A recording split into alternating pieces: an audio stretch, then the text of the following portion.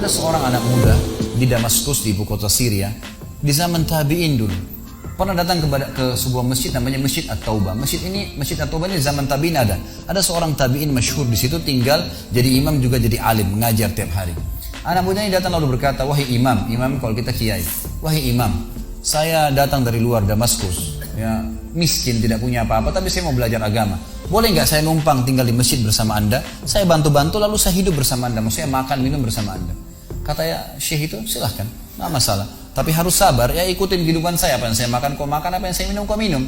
Kata anak muda ini, baiklah. Anak muda ini cerita, dia bilang setelah 3 bulan saya tinggal dengan syekh saya. Ternyata syekh saya ini orangnya sangat zuhud, luar biasa. Ada makanan makan, tidak ada makanan puasa. Dan hari ini sudah 3 hari kami puasa. Sahur dengan sebutir kurma segelas air, buka puasa juga begitu. Tapi ini sudah hari ketiga, syekh saya masih kuat, saya sudah tidak kuat lagi, dia bilang. Saking tidak kuatnya saya bungkukkan punggung saya, menekan perut saya supaya lapar saya hilang. Dalam keadaan begitu, syaitan datang menggacaukan pikiran saya sambil berkata, "Wahai anak muda," di benak saya terlintas, "sekarang sudah halal buat kau mencuri makanan. Kalau kau tidak curi makanan, kau mau makan dari mana? Akan mati kelaparan. Minta sama gurumu nggak punya. Minta-minta sama orang, gurumu larang minta-minta sama orang. Sekarang kau curi makanan sepotong roti, yang penting tidak mati kelaparan." Dia bilang dalam kondisi saya berkecamuk pikiran syaitan begitu, saya berpikir mencuri makanan di rumah di sebelah masjid.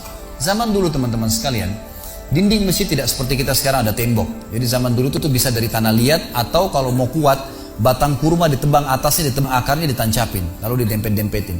Jadi dinding yang kuat. Dan rumah orang sama masjid berdempetan dindingnya. Dia naiklah dinding masjid, dari belakang masjid dia naik mau mencuri makanan. Di rumah yang pertama dia mau masuk mencuri di sebelah masjid, itu dia lihat ada 3 perempuan yang tidak tutup auratnya, lagi nunun kulit domba. Dia alihkan pandangannya karena dia tahu yang bukan mahramnya haram untuk melihatnya. Dan itu bukan tujuannya, dia ingin cari makanan. Dia pindah ke rumah kedua. Waktu dia pindah ke rumah kedua, dia lihat dari atas rumah, karena pakai pelapa-pelapa kurma, jadi kelihatan nggak ada orang, tapi ada bau masakan.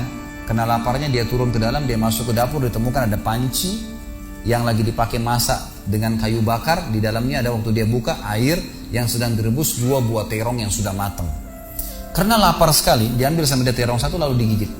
Sementara dia kunyah teman-teman sekalian, dia bilang, dia ceritakan dirinya, waktu saya sebentar kunyah dan sangat lapar, saya sudah buru-buru ingin menelannya, tapi tiba-tiba muncul ketakwaan saya pada Allah, muncul ketakutan saya pada Allah, kepatuhan saya sama Allah. Lalu saya berkata dengan diri saya, subhanallah, syaitan berhasil membuat saya melakukan 3 dosa sekaligus. Yang pertama, masuk rumah orang tanpa izin, dosa.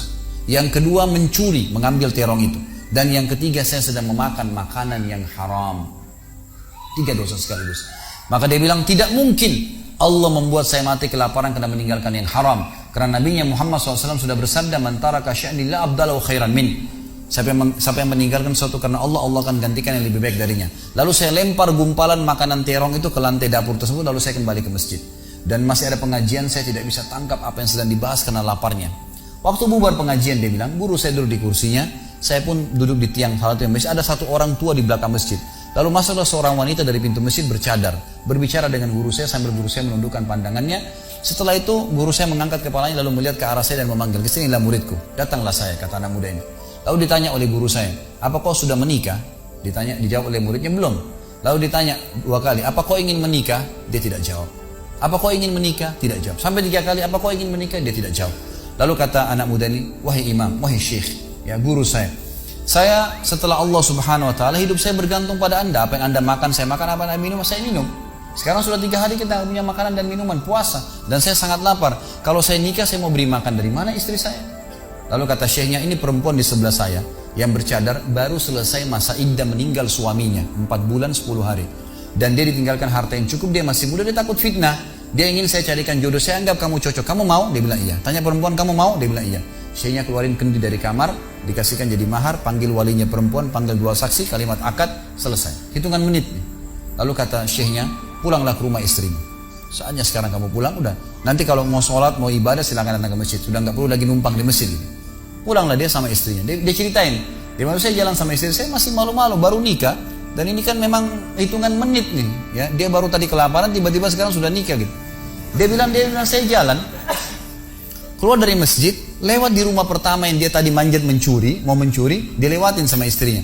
Begitu masuk, tiba di depan pintu rumah kedua yang dia manjat, gitu kan, istrinya berhenti, buka pintu rumah lalu berkata, "Masuklah suamiku, ini rumah kita." Rumah yang tadi dia mencuri nih. Maka dia pun bilang, saya masuk ke ruang tamu, saya melihat di atas, ini benar rumah tadi yang saya masuk mencuri. Istrinya bilang, wahai suamiku, tadi saya dengar Anda sudah 3 hari nggak makan. Mau makan? Dia bilang iya. Istrinya masuk ke dapur, ditemukan apa? Panci terbuka, terong yang sudah digigit. Ini kisah nyatanya. Tiba-tiba perempuan ini bilang, siapa yang makan terong saya? Spontan, teriak gitu kan. Pada saat dia teriak, maka si laki-laki ini mengucapkan kalimat begini. Ini dari saksi bahasan kita. Dia mengatakan, kesinilah istriku. Demi Allah begini ceritanya. Kronologisnya saya manjat, saya turun, saya lapar, saya makan. Dan demi Allah sebelum saya telan, karena saya takut sama Allah, saya lempar ke dapur, ke lantai dapurmu dan belum kering tuh. Gitu kan? Maka perempuan ini mengucapkan kalimat, saya berharap semua muslimah di belakang sana juga punya iman seperti ini.